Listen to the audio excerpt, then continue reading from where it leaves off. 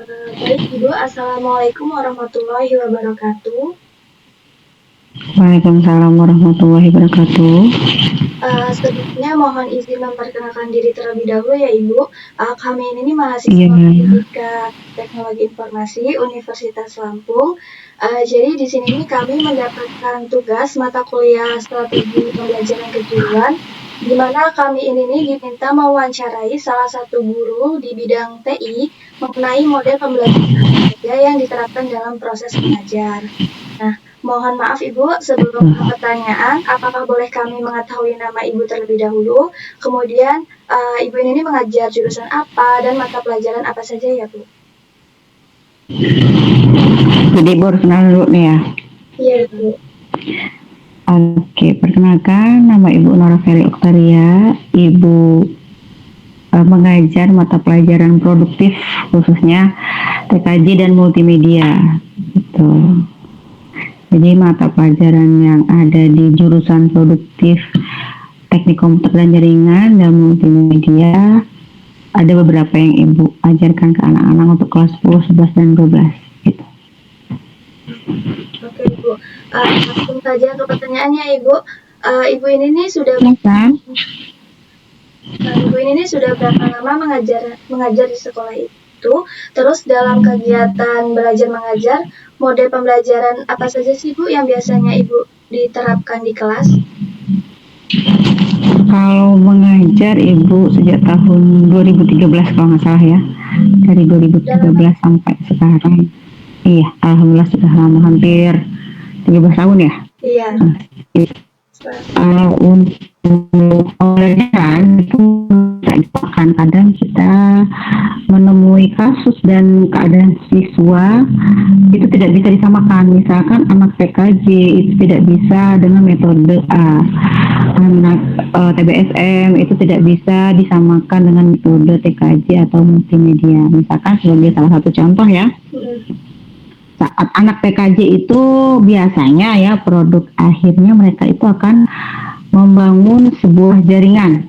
Nah, jadi kalau untuk membangun sebuah jaringan itu mereka lebih mengarah kepada istilahnya project based learning, di mana mereka dihadapkan bisa mereka mandiri ataupun bisa mereka juga dibuat satu kelompok yang nanti akan menunjukkan ide aktif, kreatif, komunikatif antara siswa atau teman sebaya membangun sebuah jaringan ataupun menghasilkan sebuah karya.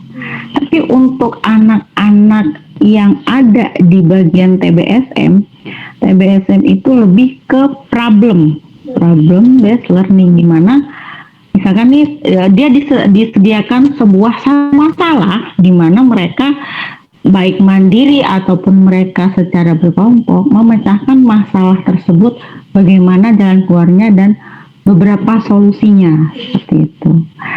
Ini berhubung Ibu 3 jurusan ya, alhamdulillah Ibu mengampu semua, Ibu mengajar semua, jadi Ibu kasih sedikit gambaran untuk anak-anak tersebut. Sedangkan untuk anak-anak multimedia itu kalau disuruh untuk problem ataupun project kurang mendekati, maka lebih Ibu pilih ke blended itu campuran antara offline dan online, jadi kayak luring dan daring. Jadi materinya kita kasih secara luring, nanti untuk pendalamannya yang lebih lanjut karena kita mungkin terkendala sarana prasarananya juga, kita kan nggak mungkin tuh menjelaskan secara rinci mendetail, sedangkan dimakan oleh jarak waktu biasanya ya. Kami kita pilih dengan blended learning, dimana kita kasih ini loh projectnya, nanti kita buat, misalkan kita buat sebuah editan undangan, kita pakai aplikasi I, B, C, dan D. Nah, misalkan kita pakai Photoshop ya, Photoshop itu untuk pengenalan icon-iconnya yang lebih rinci, kalian bisa mengikuti atau mempelajarinya di Google ataupun di YouTube, seperti itu. Karena kita tahu ya, anak-anak sekarang itu kita berikan kebebasan untuk belajar sendiri mandiri, itu mereka biasanya lebih enjoy dibandingkan kadang guru-guru menjelaskan A, B, C, dan D biasanya akan hilang karena kadang-kadang suasana hati, suasana keadaan kelas kadang-kadang kurang mendukung biasanya ya. Salah satu sebenarnya Ayu tuh udah pernah ibu ajar, dia nggak bisa disamakan dengan kondisi yang misalkan anak si A dia suka mendengarkan dijelaskan, tapi si B lebih suka saya belajar sendiri aja, dia lebih paham seperti itu dengan bahasa-bahasa pilihan yang ada di media sosial seperti itu sih kalau pengalaman ibu. Bagaimana sih Bu biasanya respon siswa itu terhadap mode pembelajaran yang Ibu terapkan? Apakah mereka itu terlihat antusias, mudah mengikuti, atau ada tantangan tertentu gitu? Yang jelas kita nggak bisa memukul rata setiap siswa ya. Misalkan satu kelas itu ada 40 siswa. 40 siswa itu mungkin ada satu atau dua di antaranya yang tidak suka dengan mungkin muka ibu yang kurang cantik misalkan, atau cara penyampaian ibu yang terlalu intonasinya terlalu tinggi, suara ibu yang tinggi gitu. Nah sebenarnya kalau untuk masalah pembelajaran selama ini belum ada kendala yang serius, masih bisa ditangani sebenarnya. Cuma untuk menyikapinya ataupun jika satu atau dua gelintir orang tersebut tidak langsung ditangani atau diberikan jalan keluarnya, ya mereka akan stuck di situ, nggak ada peningkatan untuk belajar karena kemauan untuk belajar mereka tidak ada. Kalau kemauan belajar nggak ada, maka pemahamannya pun akan sulit seperti itu.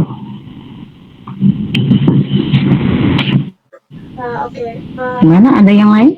Ada Bu. Kalau menurut Ibu ini model pembelajaran seperti apa sih Bu yang paling cocok diterapkan pada siswa SMK saat ini agar mereka ini kalau lebih siap belajar dan juga siap menghadapi dunia kerja? Kalau menurut Ibu nih ya, tiga-tiganya digabungin antara project, problem, sama blended. Nah, tinggal kesiapan siswa. Siswa itu siap nggak nerimanya, atau siswa itu siap nggak ngejalaninnya. Kadang-kadang mereka mintanya, ibu kita belajarnya online aja lewat YouTube. Kita kasih kebebasan ke mereka. Tapi tetap kembali lagi, ini ada nih satu nih yang menjadi satu istilahnya pintarnya belum terlihat. Jadi kayak ngerasa, Bu saya dijelasin aja deh, saya nyatet yang banyak, saya pahami, saya baca ulang. Kalau saya nonton kayak gitu, saya suka lupa. Terus saya terlalu pusing kalau mendengarkan orang terlalu banyak bicara. Seperti itu. Tapi kalau pribadi ibu, tiga-tiganya bisa tuh. Kita combine, kita gabungin, nah kita lihat, kita kelompokin siswa ini. Karena kan dalam satu tugas kelompok itu pasti ada tugas masing-masing ya. Misalkan kamu cari sumber materinya, kamu cari pemecahan masalah ini, solusinya seperti apa kalau ada masalah seperti ini. Yang satu terjun ke lapangan. Jadi kita nanti buat klaster seperti itu. Jadi satu kelompok itu tidak satu kelas ya, bukan satu kelompok, tidak melulu membahas satu topik. Jadi saat mereka siap untuk presentasi, ada kesinambungannya, istilahnya kelompok 1 membahas bab 1, kelompok 2 membahas bab 2, kelompok 3 membahas bab 3, seperti itu. Jadi ada korelasinya. Nanti di sana akan timbul tuh masalah dan solusinya. Nah, saat ketemu masalah itu kita akan bahas pas bareng-bareng. Kalaupun kelompok lain ada yang bisa menjawab lebih bagus, berarti mereka ada sudah tertarik dengan sendirinya. Dengan seperti itu akan menambah wawasan bagi kelompok yang lain dan lebih pendalaman pemahaman materi atau ilmu yang mereka dapat dari sekolah bagi yang menjelaskan, yang dapat menjelaskan. Berarti dia punya nilai plus. Seperti itu kan. Begitupun untuk teknik cara apresiasinya ya. Penghargaan itu berupa nilai biasanya kalau pelajar. Jadi kalau satu kelompok itu belajar, biasanya kalau ibu tidak sama nilainya. Karena pasti ada di antara mereka ada yang lebih menonjol ataupun kurang terlihat. Nah, di situ bagaimana kita menjelaskan kepada mereka bahwa dalam sebuah pembelajaran itu setidaknya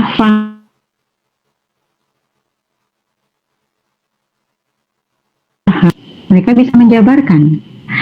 Tapi kalau mereka hafal, saat akan kita minta menjabarkan, pasti mereka akan kesulitan. Polanya seperti itu. Di saat kalian sekarang lagi menempuh kuliah ya, jadi harapan ibu kalian itu paham.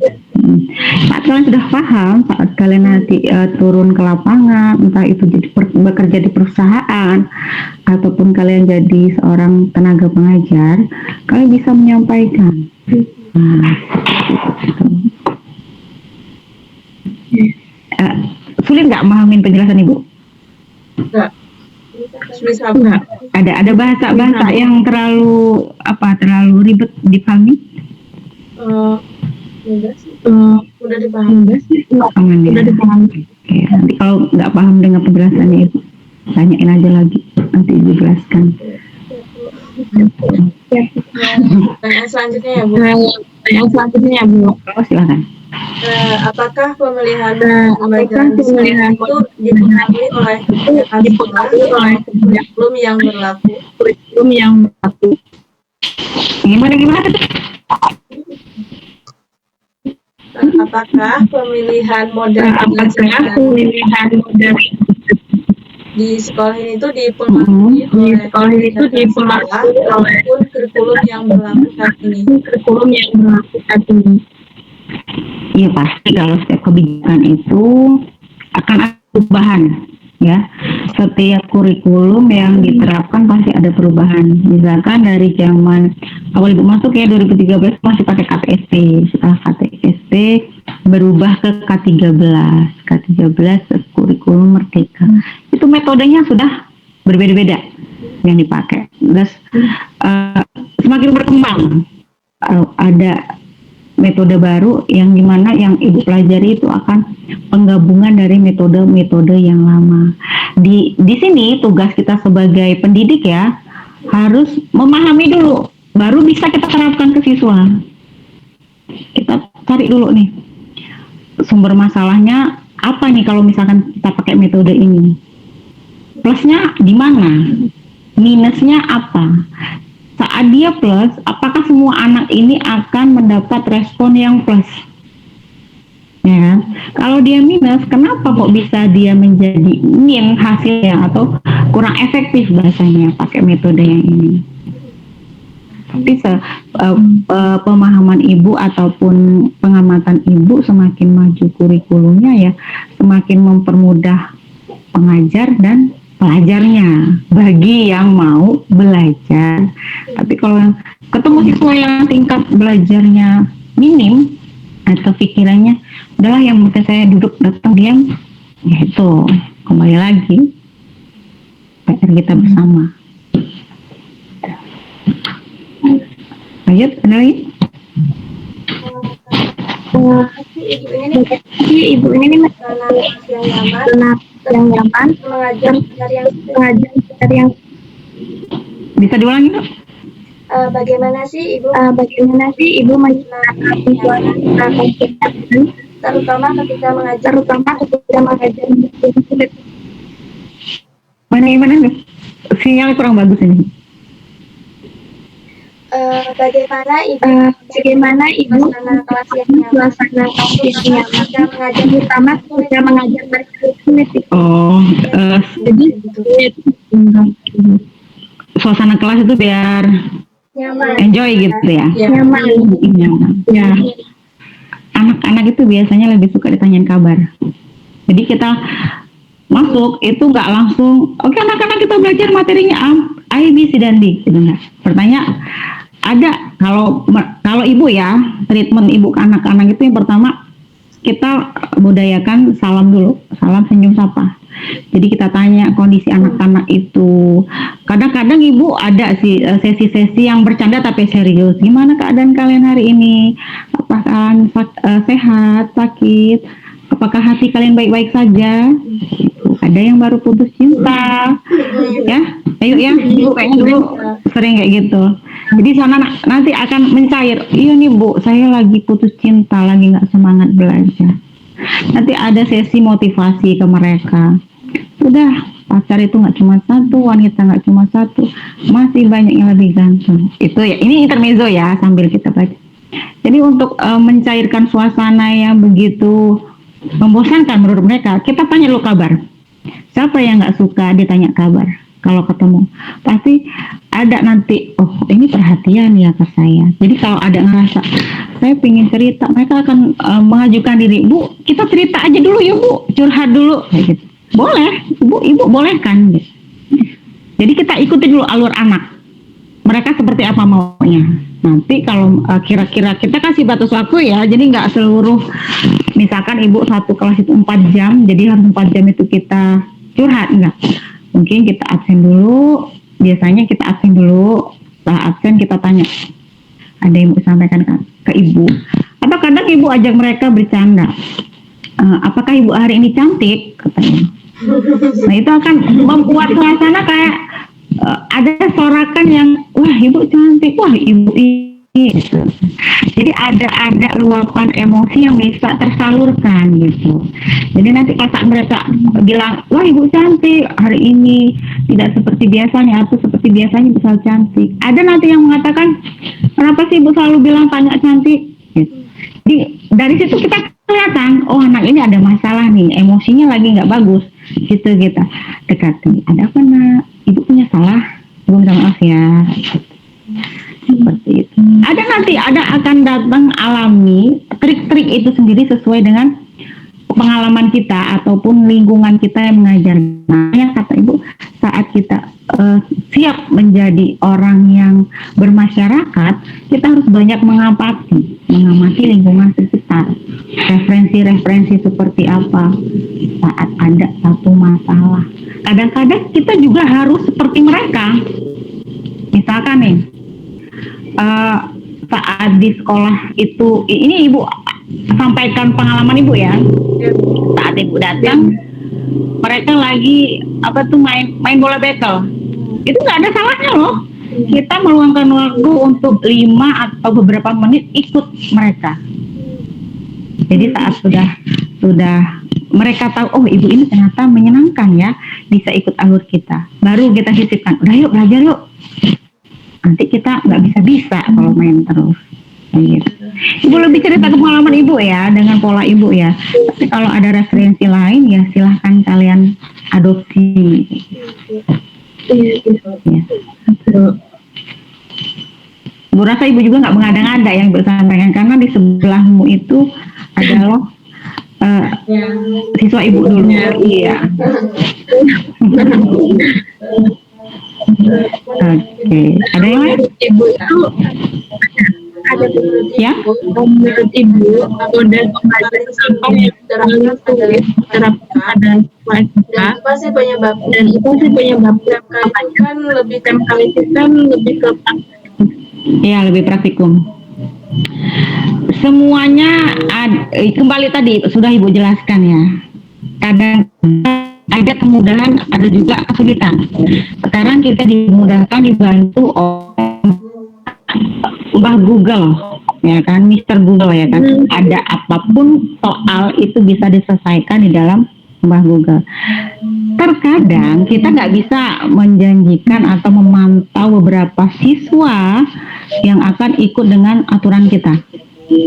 Kadang-kadang mereka akan cari arah ke kanan atau ke kiri, nggak semuanya lurus. Misalkan kita buat contoh kasus nih, anak-anak silahkan kalian buka link ini, kalian resume yang penting yang mana, cukup di resume saja. Nanti 20 menit ke depan kalian cari masalahnya apa dan yang bisa menjawab boleh disampaikan. Gitu. Nanti mereka akan diskusi bla bla bla bla bla bla. Nanti akan ada di salah satu siswa atau salah 2 siswa atau satu kelompok bahkan mereka tidak mengikuti instruksi pengajar itu yang pengajar kasih. Mereka sudah merangkum, mereka misalkan main game atau mereka malah chat dengan gebetannya itu ya. Jadi itu ada kemudahan, ada juga kelemahannya.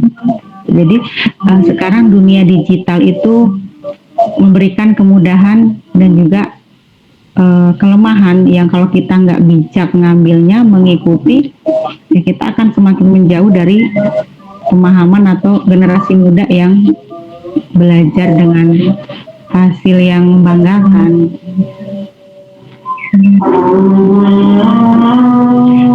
Bisa berhenti sebentar dong, azan. Iya, tunggu azan sebentar.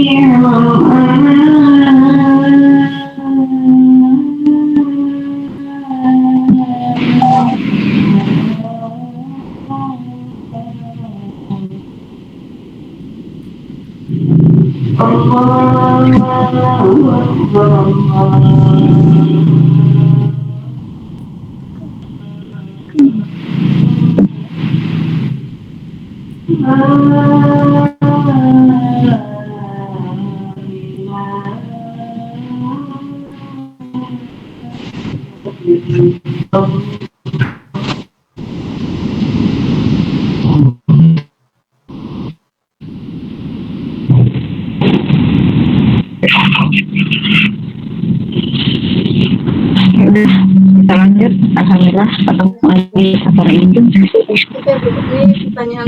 Ini pertanyaan ya. Kan tadi Ibu udah jelasin kalau yang itu kan sekarang itu makin Ibu model pembelajaran seperti yang paling efektif di masa depan. Bisa diulangin, ini soalnya barusan ada motor lewat.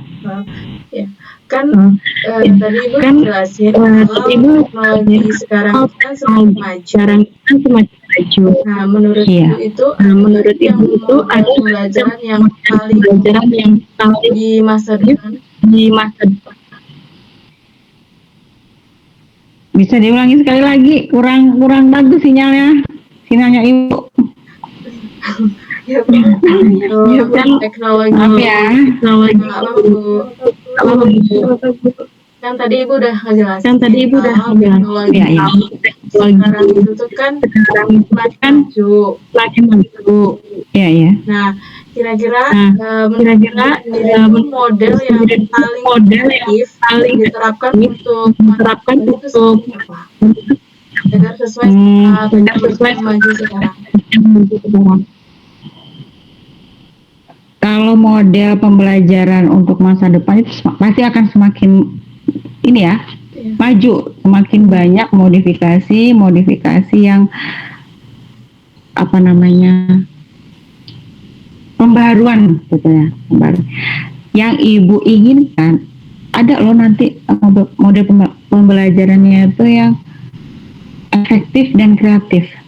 Jadi tidak hanya kita itu buat produk saja si gurunya, tapi siswanya yang menghasilkan, yang mempunyai daya guna, nilai jual dari hasil si siswa itu tadi.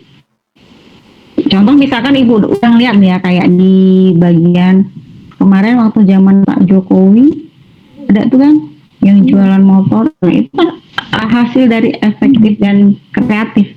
Jadi setiap sekolah ataupun jurusan itu menghasilkan sebuah produk yang mempunyai nilai guna, nilai jual yang akan memberikan nilai plus untuk sebuah dunia pendidikan yang pertama ya, dunia pendidikan negara atau internasional. Kembali lagi kelemahan dalam setiap pendidikan ataupun sebuah negara ya, kita ambil nggak usah jauh-jauh waktu kepemimpinan Pak Habibie di saat Pak Soeharto, di saat Pak Habibie yang dimana beliau membuat sebuah helikopter, pesawat ya, cuma terkendala oleh sebuah namanya dana, ataupun mungkin dana itu ada tapi yang lebih membutuhkan itu mungkin rakyatnya gitu kan, lebih ada beratnya untuk menyelamatkan rakyatnya dulu daripada untuk teknologinya. Nah itu sekarang PR kalian generasi muda, gimana nih bisa seimbang hasil dari efektif dan kreatifnya itu tidak memberatkan salah satu pihak. Ya pasti ada plus dan minus. Cuma gimana nih meminimalisirkan sebuah produk itu supaya dapat diterima dengan baik tanpa memberatkan atau sangat memberatkan salah satu pihak. Karena biasanya produk kita di dalam negeri itu akan dijual lebih mahal di dalam negeri daripada di luar negeri. Contoh lain nih ya, yang baru ini. Film Upin Ipin, kalian tahu belum film Upin Ipin? Ya, sampai sekarang bajunya nggak ganti-ganti. Mungkin lagi ada bencana di desanya, jadi nggak ganti-ganti bajunya. Ataupun kena stunting ya si Upin Ipin. Ide kreatifnya anak Bandung itu. Anak Bandung yang bikin, ditawarkan oleh ke stasiun TV. Ternyata stasiun TV-nya tidak berani mengambil resiko. Dan ada yang lucunya, di endingnya lucunya. Akhirnya dia menawarkan ke Malaysia. Berani si Malaysia ini beli, ditampilkan. Akhirnya Indonesia beli juga. Jadi alurnya mahasiswa, orang Indonesia buat, dijual ke Indonesia, nggak ada yang mau beli. Dijual ke Malaysia. Laku keras, Malaysia ngejual ke Indonesia lagi. Nah, itu yang kadang kok lucu ya, kayak gitu, kayak lucu aja sih gitu. Ditolak terus diterima lagi. Ditolak malah kita beli gitu. Ya tapi kita nggak tahu ya pola pikir orang seperti apa, karena kan pola pikir orang itu beda-beda, pertimbangan orang beda-beda.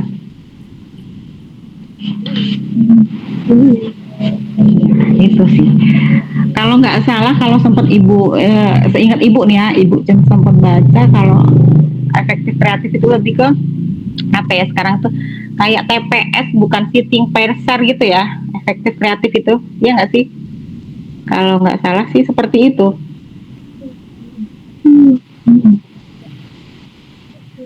lebih ke nanti gurunya menyajikan, siswanya berkelompok, memecahkan masalah, share masalahnya, berembuk, gitu sih. Lebih banyak kayak gitu sekarang. Ada kemajuan lah, ada peningkatan dari yang masa-masa yang kemarin, gitu. Ada, ya pasti ada setiap tahun, musim, periode itu pasti ada kemajuan, meskipun tidak meninggalkan tenaga manusia ya, tidak dengan teknologi semua, karena apapun dunia ini pasti terpakai tenaga manusia, sebuah kodrat alam. Gitu.